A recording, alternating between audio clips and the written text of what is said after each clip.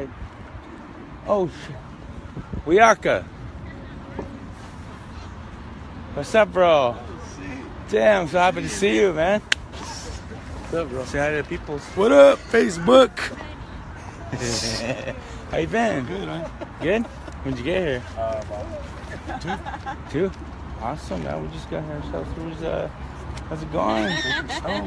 Oh, physics guy. Yeah, a lot of people. Where's is Happy here too?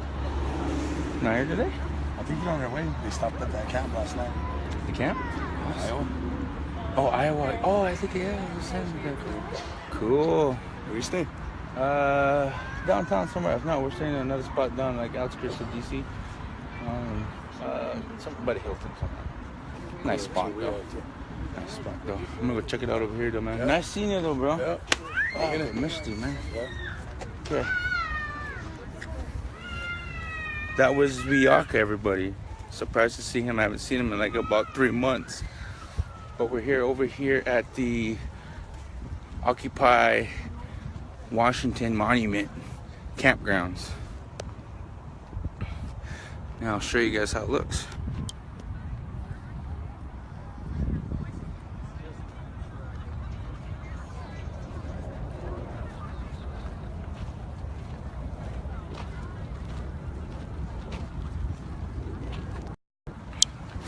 So the reason why we're here, I'm pretty sure you've seen everyone's live feeds. We're here to voice our concerns, bring a lot of attention to what has happened to us in Standing Rock up there, and all the live feeders, everybody, all the water protectors are here.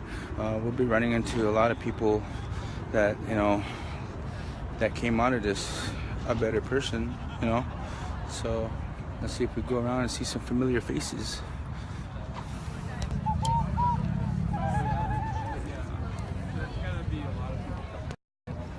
And I already see Ernesto Burbank.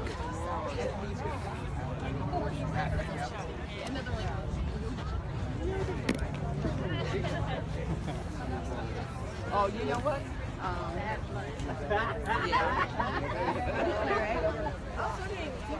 That's true. Yes. Some autographs. Dan's hyping it. He's hyping it. Dan's hyping. Do a live feed of him doing a live feed. What's up, peoples? Yeah. All right. How you been, Dan? Good, brother. Good to see you. Nice to see you again, bro. I like the necklace, my friend. I like the necklace. Hey, everybody. Say hi, Dan. Oh, Yate. Hey. Yeah, Yate. My name's Danny Napkin. I'm also doing a live video here too as well. So good to be here in Washington, D.C. with our brothers and sisters and supporters. And I know that a lot of people still coming in. So drive safely, everybody. And we're going to have a great time tomorrow. The weather is just right. It's really good. Apparently, we're supposed to have some snow tomorrow. That's what I hear. But so, hey, well, we're in dirt blizzard, so yeah. You're welcome to snow. This is the people here from Oceti, Uyate. Basically, it's like all of Oceti. It's like the camp came back together, but all occupying Washington.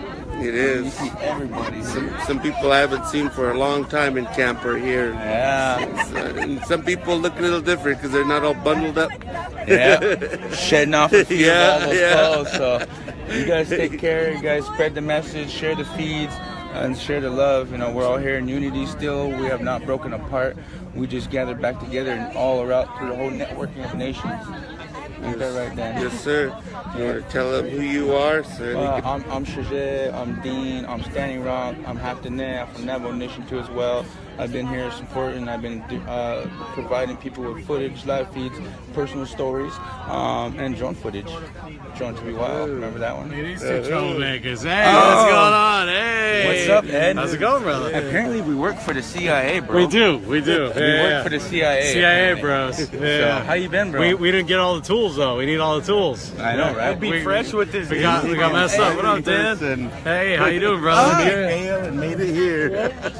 To the people, for the people, we are here for you. Good to see you. Yeah, I saw you right before I got arrested. Earlier we went to the senators and we voiced our concerns, and this guy made a guy choke up. Ed He cried. He Higgins, almost Chief cried. Correspondent for Activate Now News. And I got his I card just got, here. They actually I got cut off the taken live down feed to and Oceti did all kinds of stuff. But sent we're gonna off be to back Grand Forks, tomorrow. North Dakota. Yeah. 5 hours We're not away, gonna let zip ties and American no. bus. From my From understanding, here. these people want to keep got it in the out, ground, ready to quote roll. unquote. But me being from Oregon, they just passed a Yeah, pipeline. good to see you, Dan. Love So you. Jeff, we need results, bro.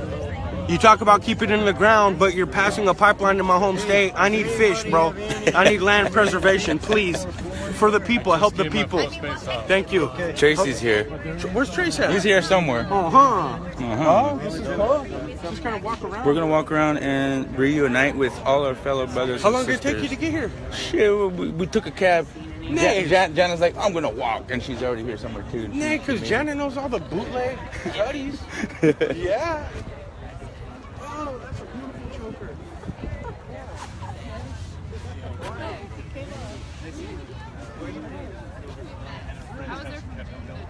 It's Rachel Falcon, all the way from Haskell.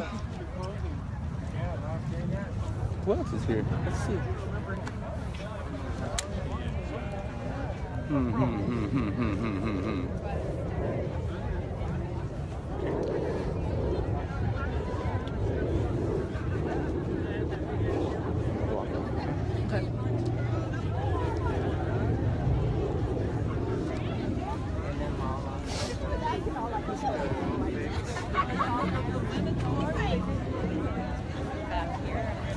We got Tia. Hi. State where you're from, and let them know what you said to the senator. A lot of things. I'm from Manitoba, Canada, Ojibwe Nation, and I said to the senators that we are here to stay. We're going to stop those pipeline, and they better be with us and help us. And I think they will, actually. They were very responsive. They were really nice to us. They really listened to us. We'll see what that do. But we believe, we stand.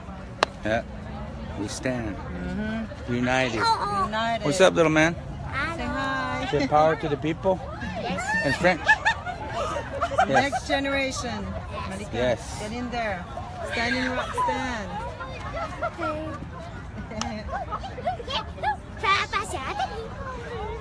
Who else is? Oh, is that Prolific? Let's go. Yeah. You see Prolific? Let's go. Let's walk. No. I see you all over Facebook, aren't you? I'm Dean. Nice to meet you. Are you? Shiyé. Yes, that's who you are. Yeah.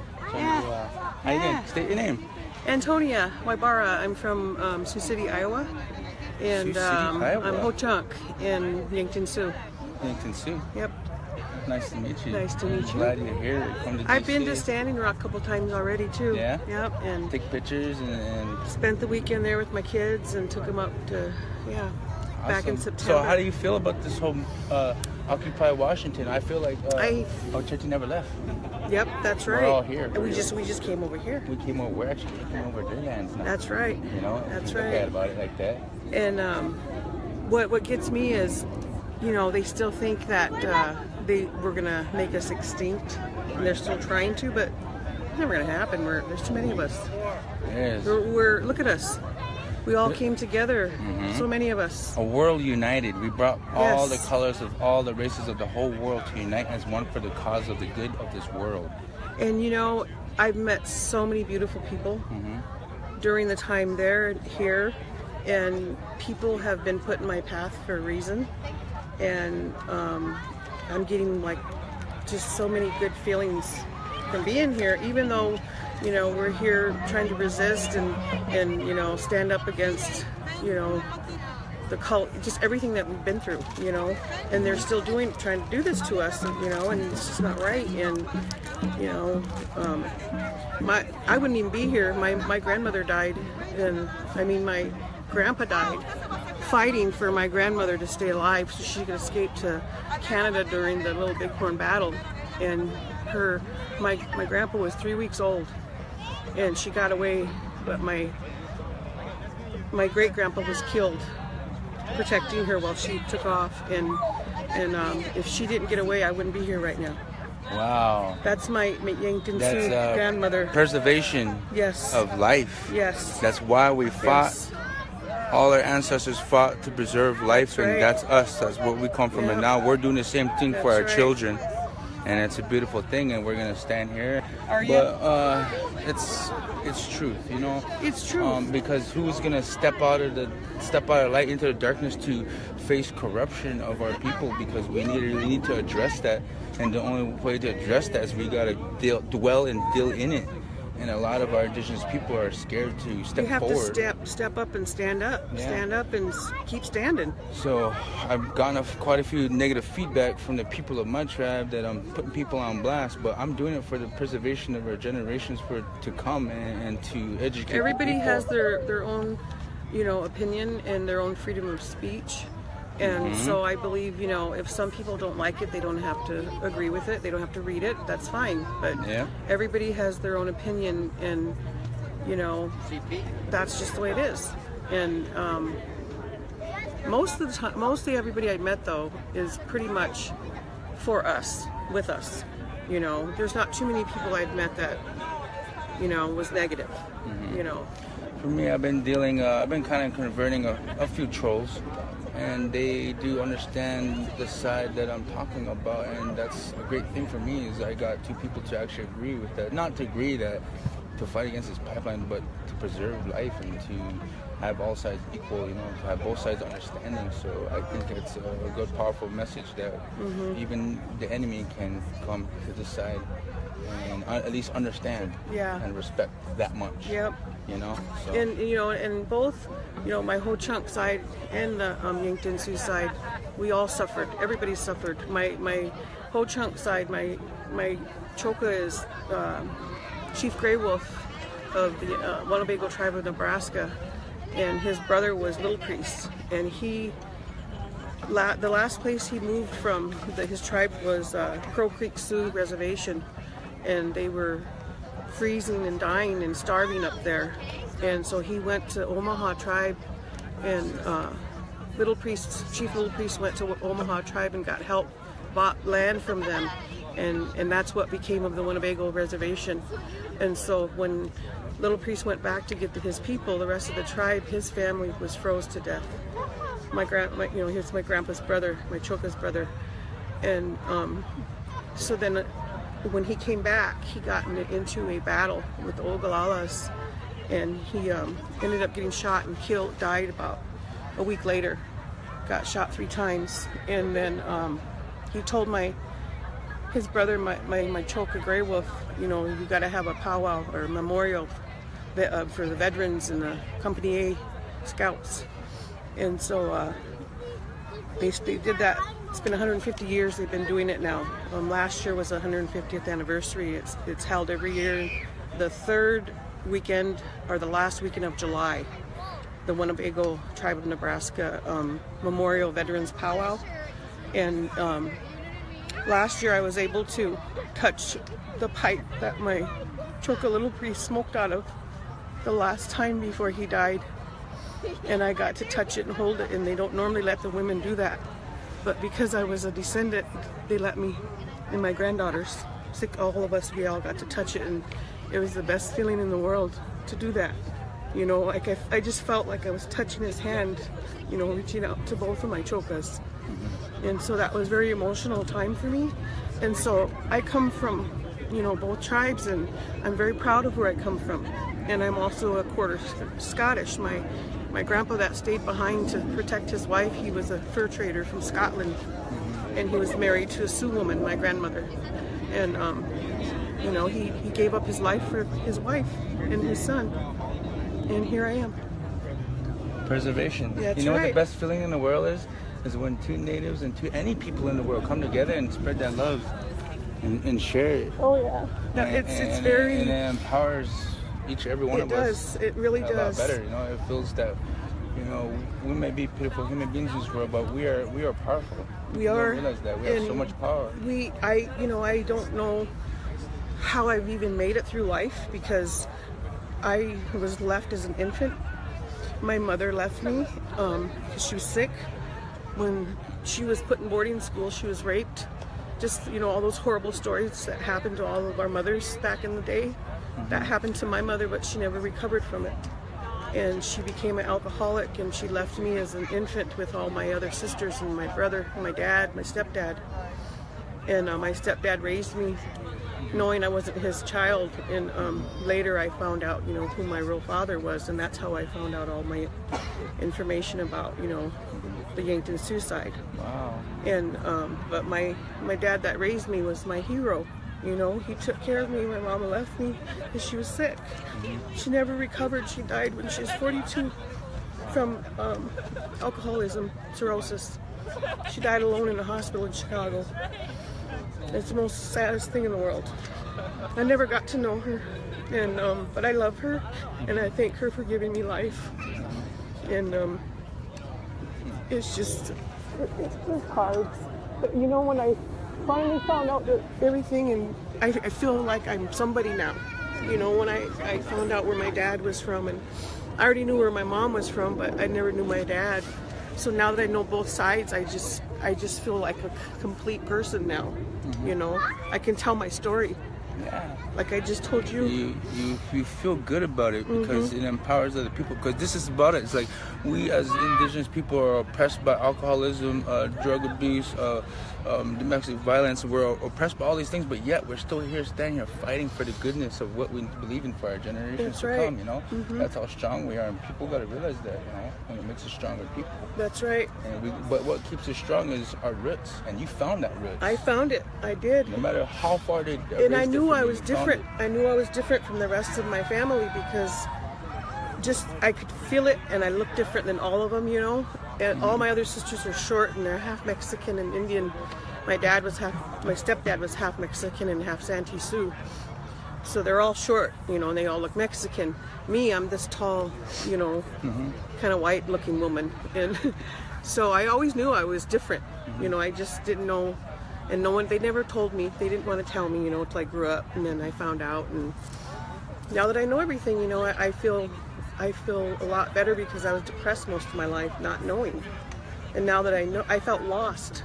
You know, I don't know if you ever heard of the split feather syndrome. A little bit of it. It's about, you know, when you grow up without not knowing anything about your roots and your heritage, you know, where you come from.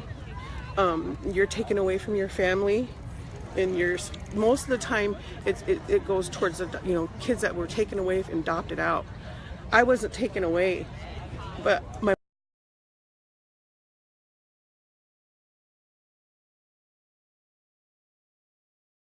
6 years old, and they made her iron for 3 days straight. 3 days straight, standing there ironing. And finally a father came and found her and rescued her, a priest. But it was the nuns that did it at this boarding school she was at. I don't know which one it was, but she said that she will never iron to this day. She will never touch an iron to this day because of that. I think in a way it's what we all suffer is what we call PTSD, and there's certain things that trigger it. The words that she put into my head I'd never forget was, she said, you know what she said I was always lonely, cold, and hungry. Lonely, cold, and hungry. Always. She said I was always lonely, cold, and hungry all of my life in those places when she grew up. Yeah. She missed everybody. She was always cold and always hungry. And I'll never forget those words, and I just, you know, broke down when she told me that, and I'll just never forget it. And she's the strongest woman I ever met. You know, she cut my hair when my little sister died 3 years ago from cancer. And my hair is just as long as it is now, but she chopped it off and put it in a coffin with my sister and taught me, you know, the ways. And I never knew nothing. You know, no one ever taught me anything because I didn't grow up on the reservation. I grew up 20 miles away in Sioux City, Iowa, and so I hardly, you know, was down around my relatives to teach me anything. And so just as I got older, I've been reaching out to them and asking for guidance and to know what's going, you know, traditions and all that. So I'm learning finally, as old as I am. I'm 51 years old, and but I feel good because I'm teaching it to my grandchildren. I'm making their powwow outfits. I'm beading.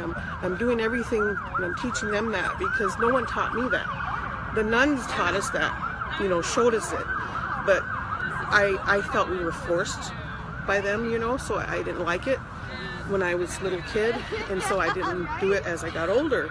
But then when I had grandkids, I said, well, I can't afford to buy that stuff, so I had to start making it. So I do every year. I make all new everything, and I have 8 granddaughters, and 4 of them dance. So I'm pretty busy now until July, making powwow outfits and beading. Happiness. And you know, it's a good thing because it makes them so happy. And the kids, they go out there and they just dance their little hearts out, and they're dancing for the people, you know. And it's just a wonderful feeling to watch them and to see that I did that for them and I taught them that. And then we're at my grandpa's powwow, you know, my choka's powwow, and that makes it even more special, you know. So yeah, it's awesome being Native. I want to thank you for your really deep personal story, and I felt it from my heart.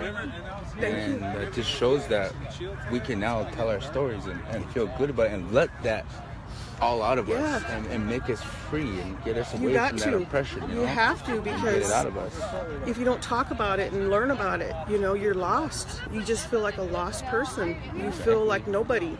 You just don't know who you are and where you come from. So I feel complete now. Now that, you know, I know everything. And so I was drawn. Do a live feed of him doing a live feed. What's up, peoples? All right. How you been then? Good, brother. Good to see you. Nice to see you again, bro. I like the necklace, my friend. I like the necklace. Hey, everybody. Say hi, Dan. Oh, Yate. Hey. Yeah, Yate.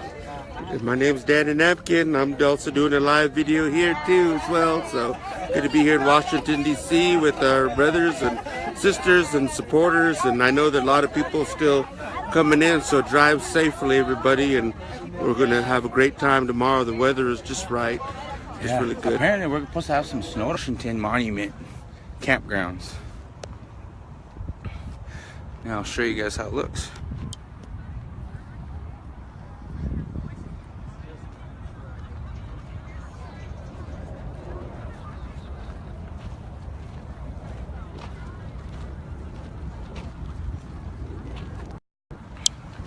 So the reason why we're here, I'm pretty sure you've seen everyone's live feeds. We're here to voice our concerns, bring a lot of attention to what has happened to us in Standing Rock up there.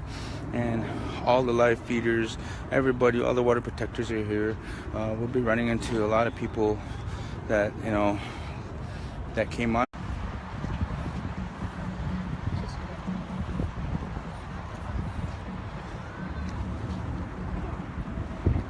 Right there in the center of the jungle.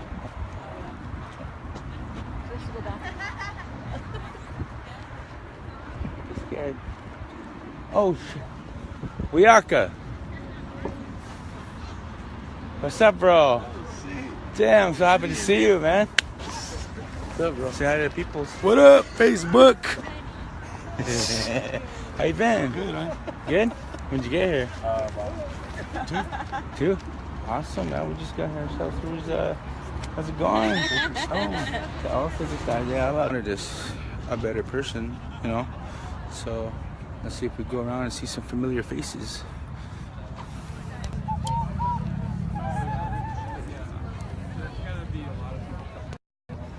And I already see Ernesto Burbank.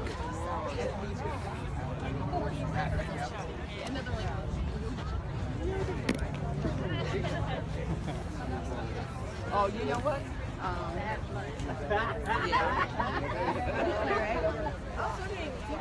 That's true. Yes.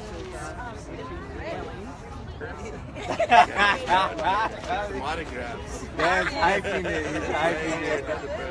Dan's hyping. Where's is Happy here too? Not here today? I think they're on their way. They stopped at that camp last night. The camp? Iowa. Oh, Iowa. Oh, I think cool. Where you stay? Downtown somewhere. If not, we're staying in another spot down like outskirts of DC. Something by the Hilton somewhere. Nice spot though. Nice spot though. I'm gonna go check it out over here though, man. Yep. Nice seeing you though, bro. Yep. Oh, I missed you, man. Yep. Okay. that was Bidzííl, everybody. Surprised to see him. I haven't seen him in like about 3 months. But we're here over here at the Occupy